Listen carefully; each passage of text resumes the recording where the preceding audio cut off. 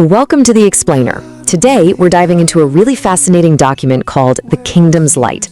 It's basically a roadmap for modern faith that takes one single idea and spins it out into a global, digitally connected movement. Let's dig in and see exactly how they do it. So everything in this devotional, and I mean everything, comes back to this one powerful verse from the Gospel of Matthew. You can think of it as the North Star for the entire text. It's the central theme that's going to shape everything that follows, from personal behavior all the way to building a worldwide community. All right, so here's how we're going to break this down. We're going to follow the 4 key steps the text lays out for the reader. First, we'll get into the core idea. Then, we'll see how that idea turns into a personal mission. After that, we'll look at a very specific prayer it offers. And finally, we'll see how it all plugs into a global network. Okay, let's start at the very beginning. What in the world is this kingdom's light they keep talking about? Well, right off the bat, the text makes it super clear that this light isn't, a literal flashlight. It's a spiritual quality. It's the essence of Christ's presence reflected through a person's life. The whole idea is that a believer acts like a mirror, shining this light out into the world for everyone else to see. And here's the kicker.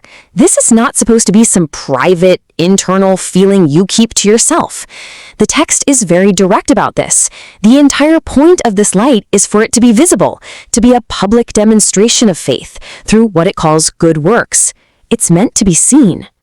So if you're supposed to be a light, how do you actually do that? Well, this next section is all about turning that big, abstract idea into a concrete to-do list for every single person. And I think this is a really clever move. The text doesn't just give you the metaphor and walk away. Nope, it turns it right back on the reader with a direct challenge. It literally asks them to sit down and think about how they can shine brightly in their day-to-day lives. And it doesn't leave you hanging. It gives a really simple 3-part answer: your actions, your words, and your attitude. This is the practical, nuts and bolts guide for how to put that light out there for the world to see. Okay, this brings us to a really pivotal moment in the whole document: a prescribed prayer. And this isn't just a casual suggestion. It's presented as a formal, official step someone can take to achieve what the text calls salvation. The devotional really frames this as a major turning point. It's a formal step, but what's really important here is that it doesn't just say, hey, you should pray. It gives you the exact script. This specific prayer is positioned as the official gateway to a new life in Christ. Now, this is where it gets really interesting from a structural point of view. Look at how this prayer is built. It's not just an emotional plea, it's a carefully structured declaration. Every single point you see here is a core theological belief, and each one is backed up with a specific Bible verse. It's basically a doctrinal checklist you read out loud. And the second that prayer is finished, the text confirms that a huge change has happened. It tells the reader they are now born again. And then, in a very modern twist, it doesn't just leave them wondering what to do next. It immediately offers a digital ebook to guide them on their new path.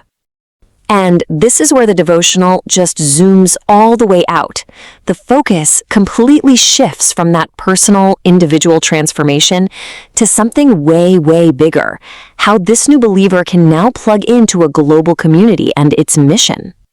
And they kick this section off with a mission statement that you absolutely cannot misunderstand: Operation 500 Million Souls for Christ. I mean, wow. It's a massive, quantifiable goal that immediately gives this incredible sense of purpose and scale to the whole operation. So, how on earth do you even begin to hit a target of 500 million? Well, they offer 3 very clear ways for people to get involved. You can see it's kind of like a tiered system based on your level of commitment. You can be a prayer partner, a volunteer missionary, or what they call a kingdom investor. And this really drives home just how global this whole thing is. I mean, just look at this table. This is a coordinated international prayer schedule, synchronized across time zones from Nigeria and Ghana to the US and the Philippines. It's a round-the-clock global effort. And the engine that runs this entire global community? Technology. They're using the full suite of modern digital tools. You've got WhatsApp and Telegram for those tight-knit groups, and then the massive platforms like TikTok and YouTube for huge outreach.